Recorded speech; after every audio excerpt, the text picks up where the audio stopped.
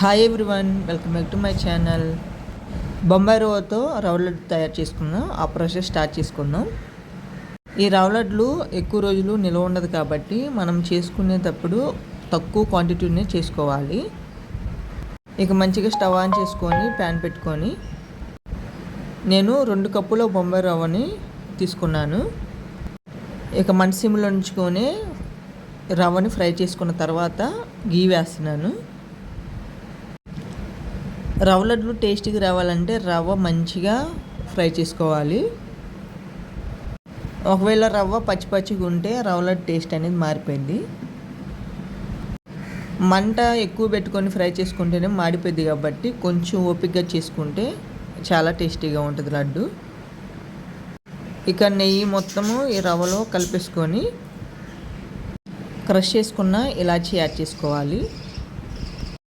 ఇలాచీ అంతా రవ్వలో కలిసేలాగా కలుపుకుందాం. చాలామంది ఈ ప్లేస్లోనే షుగర్ కూడా వేసి కలుపుకుంటారు. షుగరు చక్కగా కరిగిపోయి లడ్డు టేస్టీగా వచ్చిందని, కానీ షుగరు కరిగి లడ్డు అనేది గట్టిగా వచ్చింది.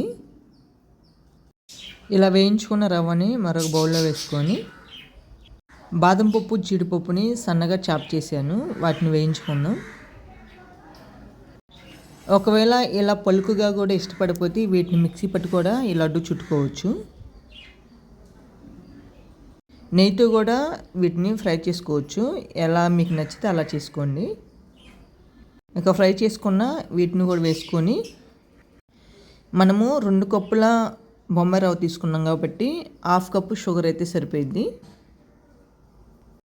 ఒకవేళ మీకు ఎక్కువ స్వీట్ కావాలంటే 1 కప్ కూడా యాడ్ చేసుకోవచ్చు షుగరు. ఇలా షుగర్ మొత్తం కలుపుకొని కొంచెంగా పాలు వేసుకుంటూ లడ్డు చుట్టుకుందాం. ఈ రవ్వ అనేది పూర్తిగా చల్లారాకే పాలు పోసి లడ్డు చుట్టుకుంటే లడ్డు గట్టి పడకుండా స్మూత్గా ఉంటుంది. ఇక ఇలా చేసుకొని స్టీల్ బాక్స్లో స్టోర్ చేసుకుంటే మన టేస్టీ అయిన రవ్వ లడ్డు రెడీ అయింది.